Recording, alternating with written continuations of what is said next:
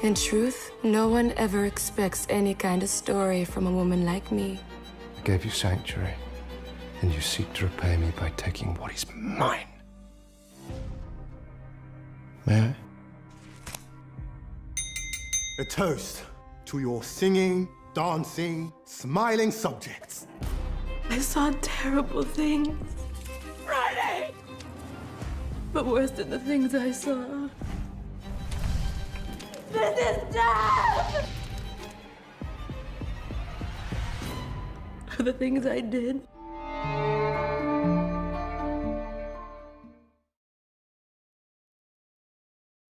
Hello, and welcome to Washington Post Live. I'm Helena Andrews-Dyer, a pop culture reporter here at the Post. And today we're going to talk about the new murder mystery period drama, The Confessions of Frannie Langton. Joining me now are the show's creator, Zara Collins, and lead actress, Carla Simone Spence. Zara and Carla Simone, thank you so much for joining us on Washington Post Live. Oh, thanks for having us. Let's dive right in because there is so much to talk about in this moody series. I loved it. I watched all 4 episodes yesterday, binged them one after the other. Yay. And Sarah, you described The Confessions of Frannie Langton as the Black Jane Eyre. And for those who haven't had the pleasure of reading your award-winning debut novel on which this series is based, can you briefly describe the story and tell us how you came up with the premise? Yeah, I'd love to. So Franny's a young Jamaican woman who's brought to London in the early 19th century and given as a gift, essentially, sent to work as a maid in a Mayfair mansion. And while there, she falls desperately, passionately in love with the mistress of the house.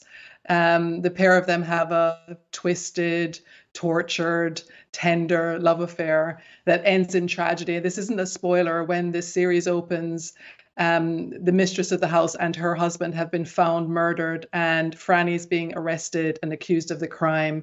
And she swears she didn't do it. She is convinced she couldn't have done it. And the series sort of follows her journey to discover the truth because she has no memory of the events in question, but also to convince herself as well as the court system that she couldn't have murdered the only woman she ever loved. And for me, I mean, yes, the Jane Eyre reference is appropriate because it really I've spent my life reading to fill gaps. I really do believe that reading is the way that we inform our understanding, not only of the world, but our place in it.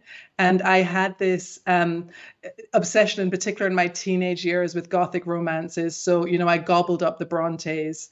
And I had been left with irritated, angered, in fact, by the gap that there had been in my reading, the fact that all of those books I loved had never centered a woman like me of my background. And so my mission with the novel, and it's one that we translated to the adaptation, was, as I've said, to put a Jamaican woman in Jane Austen territory, to produce a story. And we did focus on story that works on the level of story to entertain audiences, but also to engage audiences with this kind of forgotten, overlooked aspect of British history.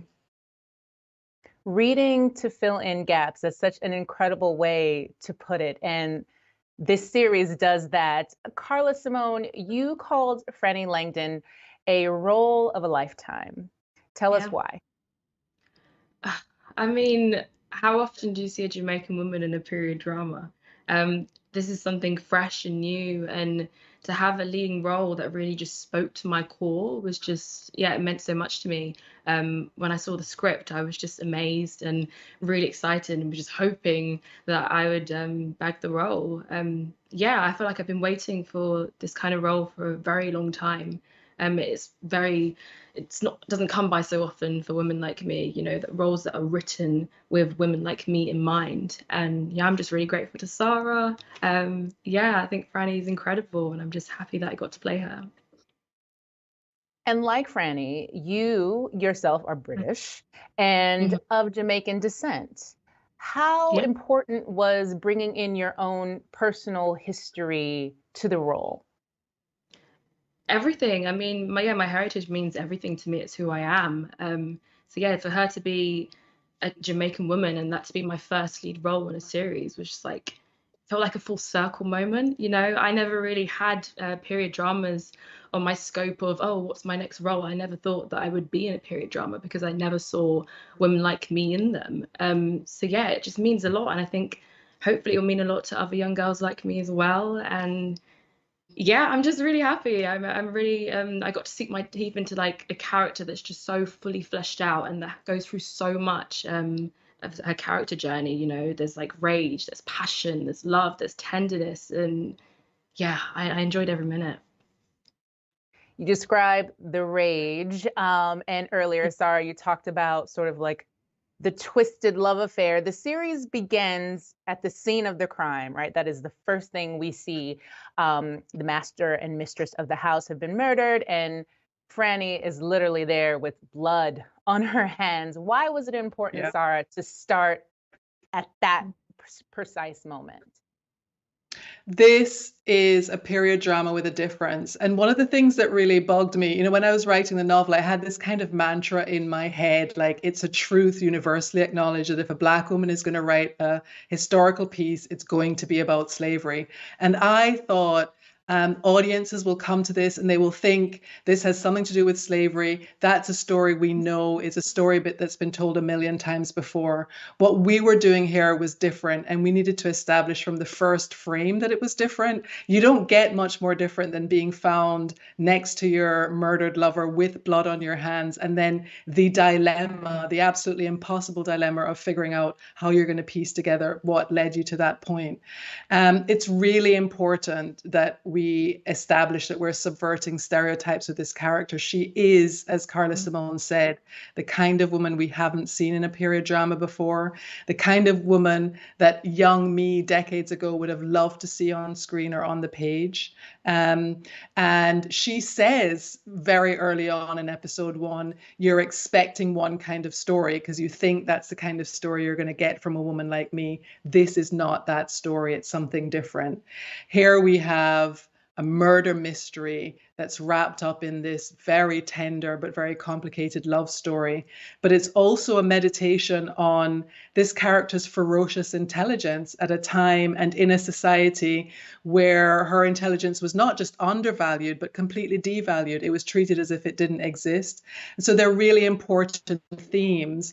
But I really hope it delivers first and foremost on the level of storytelling, because my mission as a storyteller, the number one mission for me is to entertain. And speaking of entertainment, we have a clip of Franny and her lawyer discussing her potential defense strategy. Let's take a look. What does my history have to do with this? The fact that you were enslaved in Jamaica. We can use your background to your advantage. You want a slave story? I can only imagine what you must have suffered. You are making assumptions. The effects of the environment you were raised in. That horrible institution. You were inculcated in violence. You want me to say I did it? We could run it alongside another argument. You were intoxicated, so addled by laudanum you weren't aware of what you were doing. We could find a doctor willing to swear to it. You have it all decided already. I'm trying to help you.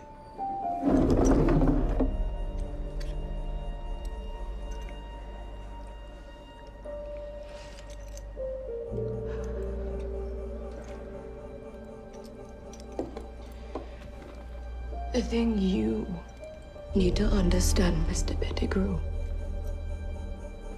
is that I'm fed up of people like you deciding who I am or what I am as soon as you take one look at me. And I will not confess to something I don't believe I've done. And on the theme of slave stories, Sarah, which you mentioned before, and then we see in the clip where the lawyer says, you know, that he wants to have this defense where he's basically saying because Franny is a slave, that she is somehow predisposed to violence. And we talked about earlier, Sarah, this not being the typical slave story. And Franny tells us that in the show. Carla Simone, how important was it for you that the story was not a typical slave story, a stereotypical slave story? And what is a stereotypical slave story? It was very important to me. Yeah, I think it was very important to show the human that Franny is and the life and all the complexities that come with it. You know, it's not just trauma, it's this love, it's joy, it's her intellect, her wit when she's in a room and she says that funny thing that you just don't expect her to say because you think, oh, you would expect her to stay silent, but she's always advocating for herself. She's strong, but she's also soft. She's not a caricature. Yeah, I think it was really important that she was a fully fleshed out human being and she was just living a human experience that everyone can relate to. Yeah, and I think that's what was different. It wasn't just solely based on her past, it was about her future as well and her journey. Exactly, not about what she is, right, as a formerly enslaved woman, but about who she is. And Yeah. that comes through in all 4 episodes beautifully. I want to talk about period pieces in general. Sorry, you mentioned it earlier. You've said in interviews that viewers have been lulled into a false sense of security about Black people in period dramas because of the Bridgerton effect. So explain to us what that is. Explain the Bridgerton effect. Yeah, disclaimer, by the way, I love Bridgerton and I love the Bridgerton effect. I think it's really important, obviously, that we open doors to colorblind casting and opportunities for creatives of all, from all backgrounds. But I do worry a bit because the full history hasn't been told, that the existence of shows like Bridgerton might allow people to become complacent about the actual lived experiences of Black people in the periods that these dramas focus on. And I think in particular, if we're someone who has researched the experience of enslavement and also the way where in Britain, for example, we turn a blind eye to the realities of these stories. It's politically expedient not to face up to the full history. It's really important to acknowledge that, to present stories that are authentic about the experiences that people like my ancestors went through. I think it's one way of paying tribute to them. And it's really important that we do that. But it's also important that we, the old saying is that you learn from history so that you don't repeat those mistakes. There are issues that we touch on in Franny that somehow have reared their ugly heads in contemporary society again. For example, the question of distinctions in intelligence between races and whether Black people are inherently less intelligent than white people, which when I was researching this novel, I thought was some done and dusted, random and silly idea from back in the past, but has somehow become accepted as a legitimate matter for debate today. So I think it is so important that we try to do both, that we indulge the fantasy elements that are catered to by shows like Bridgerton, but we don't lose sight of the power and the value and the importance of truth telling. And we're really trying to combine those two objectives in this show. Absolutely. The difference between colorblind casting, right, which is it doesn't matter what the role is. She could be a queen or a footman, does not matter the color, as opposed to color conscious casting, which is keeping the historical elements in mind of where people were at the time, right? And that's truly very interesting, and it comes through in the show. Carla Simone, Franny in the show deals with racism, like the moment her eyes open until they close, right? Throughout the show, whether it is what we saw in the trailer, Mr. Benham cutting a piece of her hair, to the housekeeper asking her if she knows how to use a spoon. Were there any specific moments dealing with that on set? Any scenes that were hard for you to film? No. No, it wasn't hard because it wasn't a shock and it wasn't something that was new to me. Yeah, I live my life as a Black woman, so I'm very much aware of like we just live a completely different life, and yeah, I'm aware of like history, and I suppose with Franny, because I was just embodying her, she was very much a character that didn't let people get her down. And she wasn't going to allow Linux to kind of make her feel small. She always, like, she had a massive sense of self-worth that I really admired about her.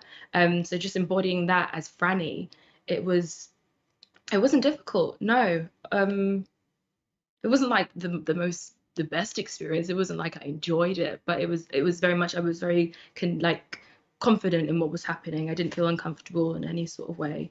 And obviously everyone behind the scenes is just lovely as well. So And Franny's confidence that you talk about, it almost seems surprising at first when you think about where she's come from, right? And Sarah, yeah. when Franny first enters the Venom's home, she's deemed impudent, right? And at one point she asks you, she says, I'm treated like a servant here. In those scenes, why is she confused about her status? And why is that important to sort of establish from the beginning that Franny's sense of self is so different than I think how she sees herself is so different how the world sees her. Mm. Yeah, I think one of the key differences is education. So, although she is a formerly enslaved woman and she grew up on a Jamaican plantation, she had this hunger for learning, that she developed as a young girl. I like to say the only autobiographical bit of Franny, the thing that really connects with me and comes from my own experiences as a young girl, is that she had this absolute hunger. There's this image of this young girl on a plantation dreaming about learning to read the books in the library. And she's taken in and given this education. One of the questions that haunts her throughout the show is, what was the price of it? And part of what we're engaging with there is, certainly as a young Caribbean girl, the education I received was a colonial one. And so it is, on the one hand, the best thing that ever happened to me, this empowerment. There's a line in the novel that when it's in your head, they can't take it away. It's not like food or clothes. There's a real sense of power that comes from that. But also what damage is done when the education that you receive is essentially setting up a framework around you that diminishes your own value. And Franny as a character is meant to embody that debate. So you do have this confidence. The way she carries herself when she arrives in London is the way anyone who is incredibly intelligent and has had an outlet for their intelligence would carry themselves. You are never diminished when you walk into a room and know that you are equipped with your education. That's the idea that she's embodying. But deep down, as we get to know the character, I think this conflict comes through because the education is also at odds with her sense of self. And she really has to circumvent that. She's got to find a way to make peace with it. It's really interesting for me because I think it's the personal journey I've been on as a Caribbean woman from a former colony, who grew up with this British education. It's a modern challenge as much as it was a challenge for the 19th century. Absolutely. And another major theme of the series obviously is love. Love and also control. And I thought it was so interesting in the relationships that we see in the show between, whether it was between Mrs. and Mr. Benham, and between obviously Franny and Madame. How, Carla Simone, did you navigate, and do you think the character navigated true love? Can you experience true love with someone who has power over you? I'm going to speak from the perspective of Franny. Yes. Yeah, absolutely. For Franny, that was true love. She really did love Madame. She kind of connected with her on an intellectual level. She'd never met anyone who'd read the same kind of books as her, and she found her physically attractive as well. And Franny was is very new to love. She's never really experienced love before. So yeah, she experiences her love awakening on the show with Madame, and she enjoys it. It's the first time she gets to have that tender love from someone, and whilst it is a ride between the both of them, they do go through some hardships. She loves her deeply and passionately, and she would love to run off into the sunset with her. She would love to be out and proud with her, but they're in 1800s London, and it's not that simple. Yeah. And you mentioned being out and proud. Sarah, Mhm. how important was it for you to tell this queer love story, right? It is a love story we don't get to see just in general on television, right? And then setting it in the mid 1820s, it seems even more sort of like radical. Yeah. I mean, first of all, I'm a Caribbean woman. I love the Caribbean. I'm very proud to come from that region, but I sort of wanted to challenge our thinking on these issues. We are still in the Caribbean grappling with some very entrenched homophobia. And very early on, I set up my stall and said, if my island people want to support this novel, as it then was, and now the series, then they're also going to have to accept that we're putting a queer Black character center stage. And I think it's in telling stories, in giving visibility to characters who are otherwise marginalized, that you kind of bring people along, you nudge opinions hopefully along. I've always felt that was the power of stories for me. But also, I couldn't really imagine Franny having the kind of relationship she has with Madame, with any of the men in this series, not just because the men are generally pretty odious, despicable people, but also because this is not just a meeting of bodies, it's a meeting of minds as well. And as Carla Simone has alluded to, part of what attracts them is that they are, to a certain extent, victims of the same circumstances. Now, you can debate whether a privileged, spoiled white woman really was as trapped as Franny was, but they are attracted to each other by the sense that they're the only two people in this very febrile household who understand each other. And it's also a kind of meditation on women's anger. We started with sort of Jane Eyre, and that's a novel very much about women's anger, and also Mad Woman in Attics. And these two women and their coming together really should get people thinking about women's anger and when it can be channeled for good and when it's channeled self-destructively. And we see examples of that with both of these characters. Righteous female rage. I love to see that. I love to see that on TV.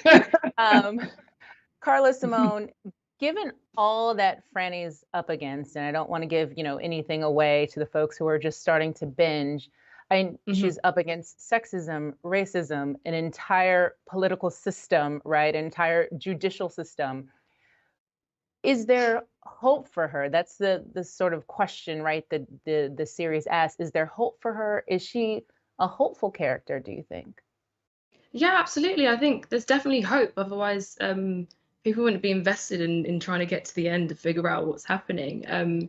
Yeah, she's fighting. She's fighting for to be heard. She starts to write her own confessions, and she'd love to be a writer. There's so much that in the future that she would like to achieve, and whilst in certain situations she may be making that hard for herself, harder for speaking out against people who would probably try and get their own back on her. She's still very much actively trying to carve out a life for herself, and there's hope in that. There's hope in hope that they'll set her free, hope that she's found innocent, hope that she is able to have love, although at the beginning it's kind of squashed because it starts off with her being accused of double murder. But yeah, I think there's definitely hope for Franny, for sure. And Sarah, you talked briefly sort of about history and British history and colonialism, and how you wanted the story to exist in that canon. How does the story challenge our knowledge of the British Empire and its involvement in the slave trade? Yeah. Well, I think there is a kind of willful blindness generally about the extent of British involvement. The thing that's paid attention to on this side of the Atlantic is that Britain took the lead in abolishing the slave trade, which always makes me sort of scratch my head, because I think, I don't really understand the idea of congratulating yourself for abolishing something that you started. There's been this big gap. And I think the difference between us over here and you in America, is that it's easy to perpetuate that gap because slavery in theory did not take place on British soil, so people living here never really had to see it face to face. We don't drive past plantation houses. There are no visible markers. In fact, it's the opposite. We're more likely to walk past a statue in praise of a plantation owner philanthropist than we are to drive past any monuments to what actually happened. And the aim of this novel, I really do think that fiction is one of the powerful kind of palliatives for this. It fills those gaps that history leaves, and history leaves them deliberately. The aim of this novel is to say, to actually physically bring the story in the form of Franny onto English soil, and to say, those period dramas, all the sort of gilded carriages and the grand Georgian mansions and the lovely silk ball gowns. Well, guess who's suffering made all of that possible? What's going to happen when you're being confronted with that, with the reality of it in your metaphorical drawing rooms? And what's going to happen when we in modern Britain start engaging in fiction or in history with that reality, that, that the wealth of modern Britain is very much built on a foundation that was put there by my ancestors. Absolutely. Sort of using the story to have folks enter into more knowledge about what actually happened, right? It's like when you see something on the screen and then you immediately head to Wikipedia to find out, did this really happen? Is this really true? Yes. Right? In educating. Exactly. And in that theme, Carla Simone, once you got the script and you knew about the role, how did you prepare? Obviously, you read the novel, or if you had not read the novel already, I'm sure you had. But was there any other work that you did in terms of educating yourself about the history that had happened? Yeah, so and the novel was like a great foundation. It was so in depth with Franny's history and her past, and everything is told from her perspective. So I felt like I really knew who she was, and I just filled in the blanks. Yeah, in terms of history, because my family's Jamaican, I'm aware about Jamaica and about the history of the plantations. So I didn't do history on that side of things. I felt like I was pretty clued up on it. And in terms of like Georgian London, I really wanted to experience that for the first time with Franny. It's the first time she's ever been to London. It's the first time she's experienced the cold. She did live a different kind of life in Jamaica where she felt like she had more freedom. So when she does come to London, she's like, what do you mean? I'm a maid. I'm not staying here. She just can't quite fathom that she's being left here, because she felt like, she could kind of break the rules a bit. But yeah, just experiencing that for the first time, it was quite nice not knowing how people lived in Georgian London, because she did the opposite. She was always speaking out and everyone's kind of giving her a side eye, like, who is this woman that's just trying to own this room? But yeah, I felt like I said, when I saw the script, I felt like I really knew her, and I just really fleshed her out and just made all these decisions about her life and just lived it and experienced it with her. Experiencing it with your character. That's incredible. It's fascinating. Sarah, this is going to be our last question. With the success of shows like The Confessions of Frannie Langton and Bridgeton and other period dramas that center Black and brown people, do you think we'll see more? And what do you hope for the future in terms of these types of shows? I think we'll see more. I hope we'll see more. I mean, there's a huge appetite. The Confessions of Frannie Langton was gobbled up for TV. I was surprised actually how quickly it was optioned and also commissioned and made. I think there is not just an appetite, but a necessity for these stories. I think success encourages interest, doesn't it? And so the success of shows like Bridgeton and our own will only bode well for others. I think, though, that it depends on creatives, and I mean creatives of color, engaging with these stories, because I think it would be a mistake to have them produced without our input. There are angles that depend on our intimate knowledge, getting at the subtlety, the complexity, the nuances that we want from these characters. It's really important that we're not just writing them, that we're not just in front of the camera, but that we are, that we have the seats at the producing and commissioning tables that are in the position to decide where the money is spent, how much of it is spent, and on what. So I hope to see more of that in the future. A seat at the table. Absolutely. We are going to leave it there because that is all the time we have today. Sarah Collins, Carla Simone Spence, thank you so much for joining Washington Post Live. Thank Thanks for you. having us. Yeah. And thank you to all of you for watching. To check out what interviews we have coming up, head to WashingtonPostLive.com to find more. I'm Helena Andrews Dyer, and this was Washington Post Live.